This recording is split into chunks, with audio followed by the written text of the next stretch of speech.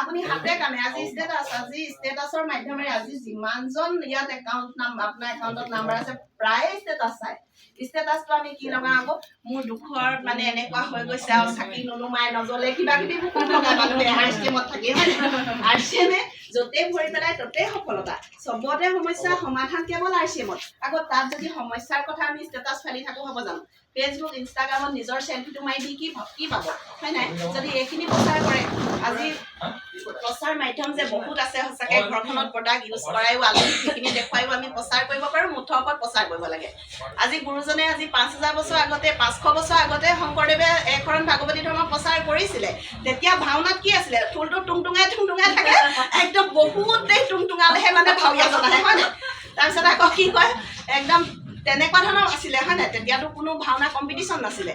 আছিলে নবনালিবা আগতে ভাওনা কম্পিটিশ্যন নাই আৰু এতিয়া হিচাপ কৰে আমুকত ভাওনা কৰিলেগে নহয় তাক 1500 দিলে পায় সি 3000 পালে আৰু বাঁহী বজাই দিলে বাঁহী বজালে 5000 লাগিবই হয় নাই বাৰু তেনেকুৱা পৰা আহিছে বস্তুটো কিহৰ কাৰণে কোনে কৰিলে সেইটো আজি 500 বছৰ আগতে গুৰুজনাই কৰি থৈ গৈছে হয় নাই তেওঁ তেতিয়াতো এইখিনি নাছিলে তেওঁ এই বস্তুটো দেখিছিলে মানে খুব দূৰদৃষ্টি আজি মনালিবাই ক'লে যতীন ছাৰ বহুত বেছি দূৰদৃষ্টি হয় কিন্তু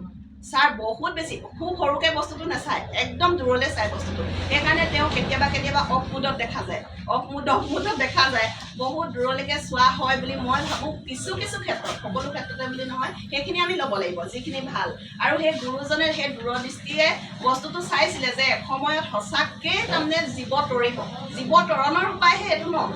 তেতিয়া নোহোৱা বস্তুটো চাওক এতিয়া কেনেকৈ বাঢ়ি গ'ল অনবৰত ভাওনা কম্পিটিশ্যন হয় নাই কিমানজন ভালকৈ ভাওনা দিব পৰা মানুহে পইচা ঘটি আছে তেতিয়াতো গুৰুজনে খাবলৈও নাপাইছিলে তেতিয়া তেওঁৰ দিনত একোৱেই নাছিলে কিন্তু কিমানখিনি সম্পত্তি এৰি থৈ গ'ল আৰু আজি এই আইডিটো ঠিক তেনেকুৱাই হয় নাই এই আইডিটো যদি আমি তেনেকৈ আমি সংৰক্ষণ কৰোঁ নহয় গুৰুজনৰ সেইখিনিৰ দৰে তেতিয়া কিন্তু অনাগত দিনত 7th জেনেৰেশ্যন বুলি ক'লে নহয় অনাগত দিনত আমি 3rd জেনেৰেশ্যনলৈকে দেখিছোঁ ৰবি অপি শৰ্মাৰ ভিডিঅ'বোৰ চাই নাই আপোনালোকে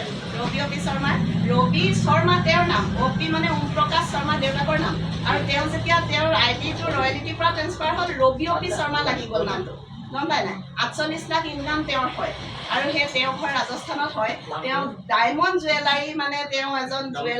জুৱেলাৰী কাম কৰে হ'লে ডায়মণ্ডৰ বিজনেছ কৰে হ'লে তেওঁ ব্ৰাজিলৰ পৰা তেওঁ বস্তুখিনি আনে বাহিৰৰ দেশৰ লগত তেওঁ সেইবোৰ মানে শিকা মানে তেওঁ বাহিৰৰ দেশত গৈ ইমান ডাঙৰ ব্যৱসায় কি ৰবি অপি শৰ্মাই কি কৰিলে RCM কৰিলে কিহৰ কাৰণে যে সেইখিনি ব্যৱসায় তেওঁ পিছলৈ থৈ যাব নোৱাৰিলেহেঁতেন কিন্তু RCM তেওঁ থৈ যাব পাৰিব কাৰণে কৰিলে ন